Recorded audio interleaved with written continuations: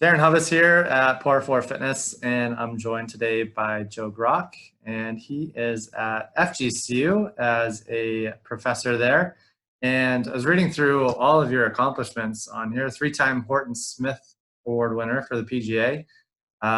Was a director of golf at Glades Golf and Country Club for 24 years.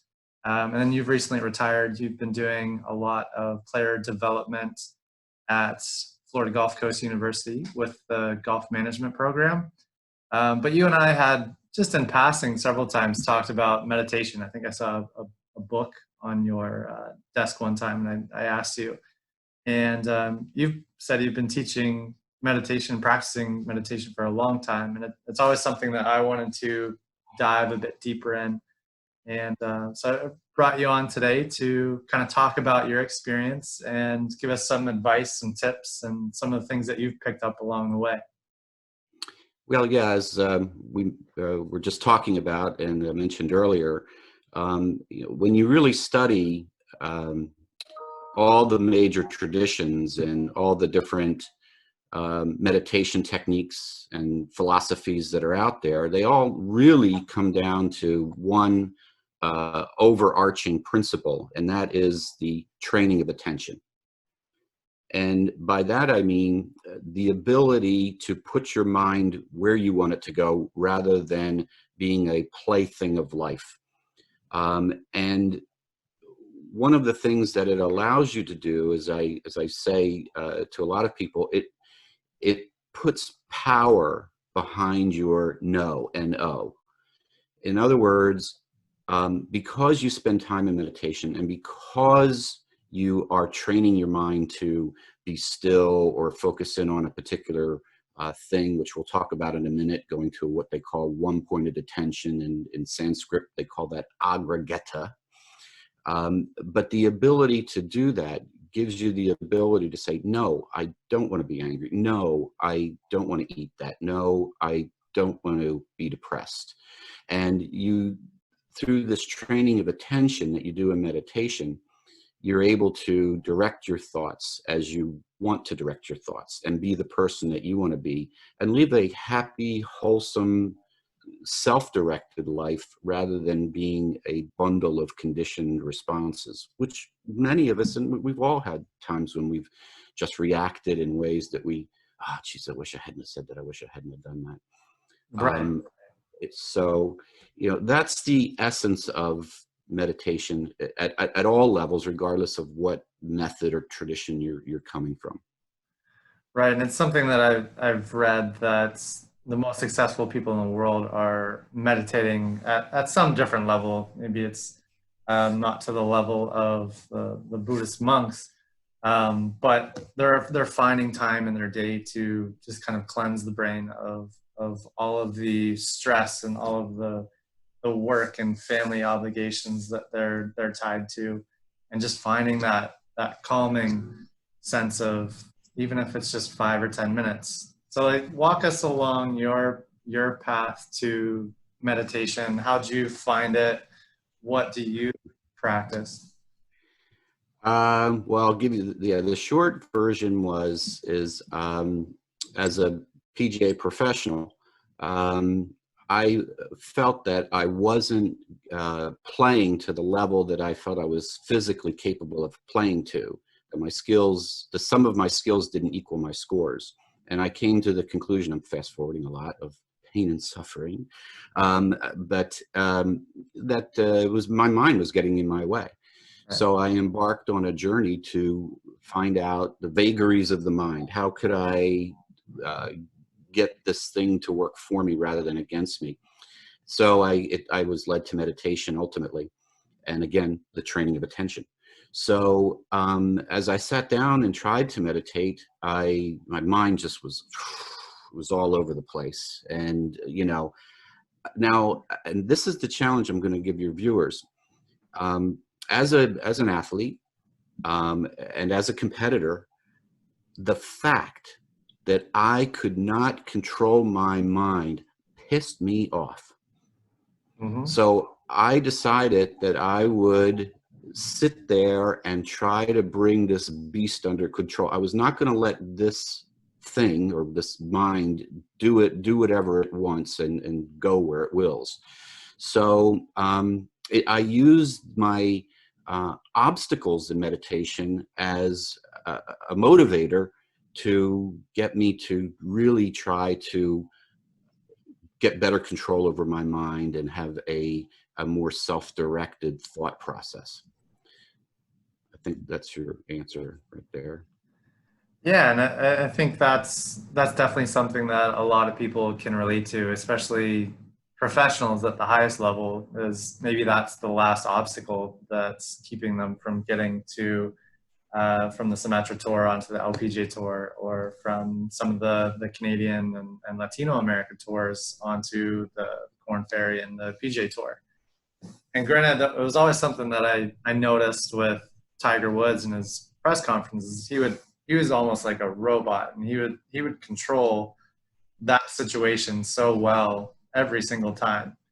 And he's in such a different mental state. And I remember the first time that I saw him on the course, and we were at Firestone Country Club in Akron, and we were off the tee box of right after a par 3, and lined on both sides of the fence, like it always is. He walks by, and it's like no one is there. He's out playing his golf, and no one is around him, and he's not letting anything extrinsically affect the way he's approaching his game and what he's doing. And I always found that intriguing. I was maybe 10 or 11 at the time when I saw that. But that was my first memory of Tiger Woods live. It was always something that's just really intrigued me. Well, and he's a big, long time meditator. He's been meditating since he was very young. Really? Oh yeah, he had very big. Mother was Buddhist, and trained him in that particular method of meditation, which again, as I told you, they all come back to training of attention. So, but no, he is a very dedicated meditator, actually.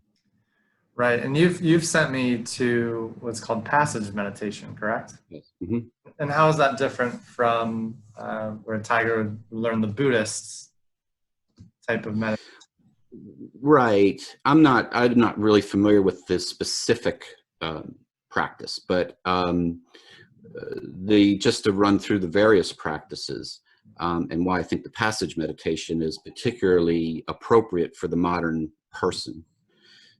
Is that a lot of other practices will have you repeat either a holy name or make a sound or something, om, or whatever it is, and you sit there and you try to maintain your focus in on that word or that sound or what have you, or object.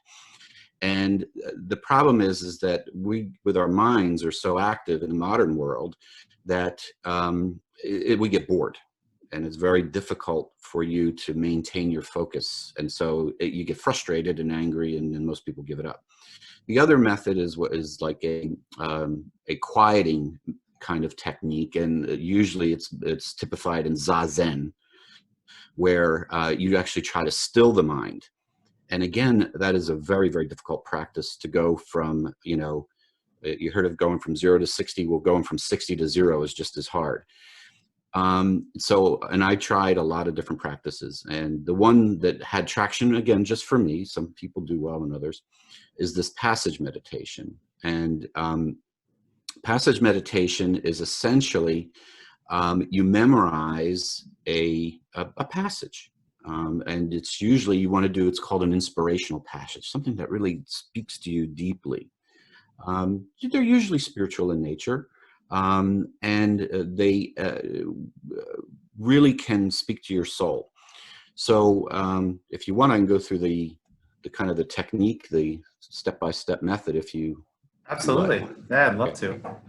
Well, so again, with the purpose in mind that we're trying to become one-pointed and train our minds and train attention, we memorize these passages. Again, you want them to be very, something that speaks to you. You then go and you find a quiet place where you can sit down, and you don't need to shave your head or go into a lotus position. Any quiet spot, The key, though, is when you go and sit down and do your meditation, you really want your spine to be upright. That's the key. As soon as you start to slump, you get tired and a wave of drowsiness starts to come over you. So the first thing is sit down in a chair or on the floor. It doesn't matter. Feet on the ground, spine erect, head, neck, and spine erect. And you just close your eyes and you start to go over the words of some inspirational passage that you've memorized. So if you do something like, I don't know, like the prayer of St. Francis, okay, something that is inspirational. Some of you may know it. If you don't, it goes like this. It goes, Lord, make me an instrument of thy peace. Now, and then it goes, where there is hatred, let me sow love. Where there is injury, pardon, and so forth. But the way you want to actually meditate on this passage is you want to, again, close your eyes, spine erect, and do it very, very slowly. So this is in your mind. You're not saying it out loud. Lord, make me an instrument of thy peace. Now, as soon as you start this, the mind's going to start, yeah, peace. I'm kind of hungry. I go for a piece of pie, and the mind's off. Okay, right. You're That's off the me. rails. Yeah. So all you do is you bring your mind back to the words of the passage. You can start over again, or if you know where your mind cut out, which you will know, it's amazing, actually. You know exactly where your mind cuts out. You can pick up where you left off or start over again. The more difficult method is to start over again and just repeat it. So what you're doing is you're bringing the mind back and bringing the mind back. This is the training of attention. Gandhi said that meditating is like trying to empty the sea with a cup. You just keep bringing it back, bring it back. It's I often liken it to the training of a puppy. You trying to have the puppy stay, and of course it runs up. Well, you don't whack the crap out of the puppy. You don't get mad at yourself. You just keep bringing it back, petting the puppy. Bringing it back, giving it a treat, and then the puppy stays. So it's the same thing with the mind. You bring it back. It's the training of attention. So what happens, like anything in life, the more we do that, the better we get at it. So after a while, you come in and just to review, you want to meditate for about 30 minutes. In the beginning, it's okay to start. If you can get by, 10 or 15, that's fine. But you want to build up to 30 minutes. It's also best to do it first thing in the morning when the mind has not been engaged in things. So if you can maybe get up in the morning and get into your little meditation spot. And the other thing too is you would like to really make a specific, I'm in my meditation room right now, and I have a little meditation spot over there. But at any rate, you want to have a place and the mind becomes accustomed to that, like, oh, this is my meditation spot. And believe it or not, there are some good karmic things, or whatever you want to call it, that accrue in that space. So you want to have a particular place. If you want to just have a picture, that's fine. Like if you religious picture, choose you fine. If not, that's fine. It could be also your candle. Doesn't matter. You don't need anything. But you want to have a specific spot, and you want to do it every day. The goal is 7 days a week. First thing in the morning. And again, you would ultimately want to get to 30 minutes. And then if you do decide that it's doing well for you, you want to do more, then you want to don't go longer. There's lots of reasons for that. We can talk about that maybe later. But if you really want to do it, then maybe 30 minutes in the evening. So, getting back to the passage, all you're going to do is bring your mind back. And if you want to ask me a question real quick, then I'll get back into what are some of the obstacles that you're going to encounter. But go ahead. Yeah, I was just thinking of, okay, how do I find the passage that's right for me? Is it something from the Bible? Is it something like inspirational that just I connect with, that is kind of motivating? How long does it need to be? Good question. Yes, you want it to be, it's got to be inspiring to you. You do want it to be something that appeals to your higher nature. Now, it doesn't have to be religious, but the idea is you're going to be driving this passage deep. We're going to get into this in a minute. You're going to be driving this passage deep into consciousness, and I liken it to a depth charge. You're dropping because as you start to meditate, and there's science on this, I'm not just making this up as I go along. There's science that shows as you start to meditate more and more, the brain waves start to slow down, the whole thinking process slows down, and you actually drive yourself into deeper levels of consciousness. Well, this passage is going along there with you. So you want to make sure it's something that is positive, uplifting, and again, appeals to the higher nature, whatever that means to you. Lengths can be anything. This prayer of St. Francis you could do in a rather short period of time. So you want to memorize maybe a repertoire of passages. They can be short, they can be long, they can be religious, they can be not religious, they can be from other traditions or not. It doesn't matter. It's up to you to decide that. And here's the cool thing about it. This is from Buddhism, actually the Buddha. We become what we think. That's the opening line of the Dhammapada, okay, of the Buddhist tradition. And so as you drive these things, those attributes are going to become integral part of your consciousness of who you are. So you want to choose them wisely. Right. And the nice thing is, by having a variety of passages that you memorize, your life, as life changes and moves on and you're in different situations, you'll be able to find that certain passages are appropriate for certain times of your life. For example, if you're maybe you just had your first child or something and it's a joyful time, well, maybe you want to have a passage that expresses the joy that is in your heart. Other times you may be under stress, under pressure, maybe at work or family or somebody's sick or ill. You want to have something that maybe is more comforting, that gives you a sense of confidence and comfort, like a Psalm 91 or something along those lines. So, so you have this repertoire and you can then customize it. And again, the idea is that these passages, since they speak to you so dearly, it's much easier for you to remain focused and one-pointed on those passages, as opposed to just repeating something over and over again, like a mantra or something like that. Right. And say you go through your 30-minute meditation, are you sticking with one passage for that entire 30 minutes, or will you? No, I would, you can do that depending on what's going on in your life. You might have something that's really traumatic and you may need to repeat that one, and you can Okay. do it over and over and over again, or you can go to another one and another one. In my normal daily meditation, I would go from one to another. It might be the same in themes. Over 25 years of meditation, I have 80 passages memorized. Wow. Wow. So there's your, yeah, so that's a little bit of a lot. But I know I actually have some meditation friends that have over 100. But some are short, some are long. But the idea is that if you're serious about gaining control over who and what you are and who and what you think, it's a labor of love. Right. Let me just briefly go over some of the things that you're going to encounter and the obstacles therein, so you don't get discouraged.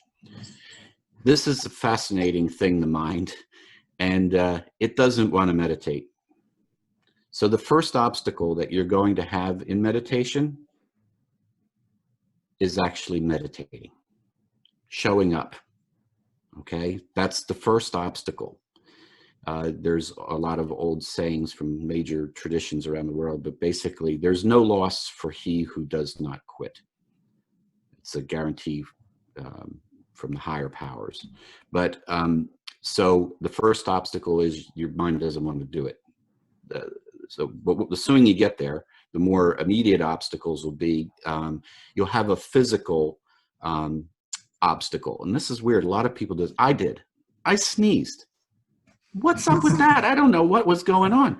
But the mind throws all kinds of things. So I'm sitting there in meditation. Lord, make me an instrument. I started sneezing. What's this? Some people, they get thirsty. Some people feel they get squirmy and idgity and fidgety. In the Eastern traditions, they say that the body is unknotting. That's the word they use, like you're in knots. These mental and physical knots are being untied, and they manifest in all kinds of ways. As some people feel they have something crawling on them, like or a tingling sense. All kinds of sensations come up. So, and that's there, that will just distract you from your practice. Here's the That's good news. important to work through, though, right? Yes. Here's the good news on that one. They leave very quickly. If you meditated for about, let's just say every day for a month, within a month, they go away. They're lightweights in this battle. And if you just, okay, yeah, I got the tingling thing, I get that every day, or I'm really, really thirsty, whatever it is, all kinds of, I've heard dozens and dozens of different things. They go away in a very short period of time, in a month. The ones that last, excuse me, last longer are twofold. One is the obvious one where you just, boop, you cut right out. You know, you were doing your passage, now you're thinking about what you're having for dinner or breakfast or whatever, and you start going through the laundry list of things you have to do, or thinking about whatever. That's the major distraction, and you just keep bringing your mind back, bring your mind back. The other distraction is a little bit more subtle and actually starts to manifest itself as you get a little bit better at it. It's what they call double tracking. Okay, while on the one hand, you are actually saying the inspirational passage, while on the other hand, you have a background noise going on, or a background thought going on. The answer to that problem is, if you try to stop that background noise, that's exactly what it wants. It wants to bring you in and suck you in. So the best thing to do is to just not try to stop it, but just put more and more attention on the words of the passage. And what you'll find is that it just falls away. And after you're meditating, oh yeah, it just went away. So you don't want to give it any power. So the three main things, and there's more if we're going to talk about this at another time, but the three main obstacles to meditation for actually showing up: physical distractions, which will go away shortly, just going out the door, and then the double tracking. And you have a strategy for each of those, and know that that's all part of the process. And if you want, if you have any more questions, I'll talk about maybe some of the longer term benefits in a minute, but just see if you have anything you want. Yeah, and I try to connect everything we talk to with golf and life and how it's helpful. And we talk about just showing up to practice on the range, or going out to play 18. It's different from day to day, but if we can approach it consistently and we have a pattern or a system to what we're doing, then we're going to have more success. Or if they're coming into the gym, but they might not feel that great, but they can get themselves into a mindset to have as good of a session as they can for that day, then there's still going to be some added benefit to that session rather than just kind of a waste throughout the day. So I find meditation would be something that would be extremely helpful at making someone accountable into their process, and just making them a bit more organized as well. So they're getting rid of some of the distractions that are on and off the course, in my opinion.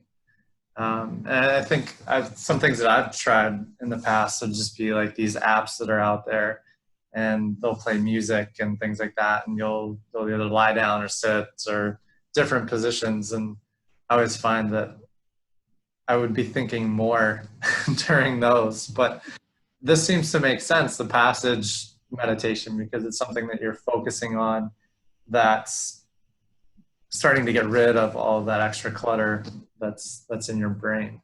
So it'd be something for me to certainly try out here. And I know you sent me a link, and I'll include that in the video as well.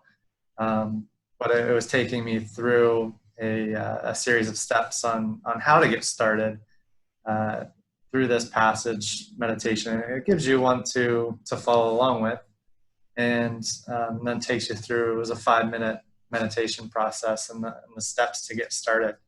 I think that's always people may get interested, but they're like, oh, there's so much out there to look at. What do I do to get started? Well, I think this is a nice solution to jump into that. Yeah, and the benefits are life-changing and for life. Because as you start to say these words, the inspirational passage, you'll see that as you go deeper and get more concentrated, they start to get slower and slower and slower, and you find that there's a great calm that comes over you that resonates throughout the day, because you're pulling apart those thoughts. I'll give you all negative emotions are fast: anger, lust, hate. All positive emotions are slow: kindness, gentleness, love. So as you start to meditate and these passages start to seep in and find that they're slowing down in your meditation, you'll see that your responses are not so conditioned, and that you're having a calmer, happier life throughout the day. And isn't that worth knowing? Yeah, and I think that's all something that we're striving for. I mean, especially in times like now where we're stuck inside and we're looking for things to do. And for me, it was something to basically spend this time to improve myself, improve my business, and improve the lives of others. How can I inspire others to greatness and allow them to thrive? And I think meditation could be something that could help push them in the right direction. So thanks for joining me today.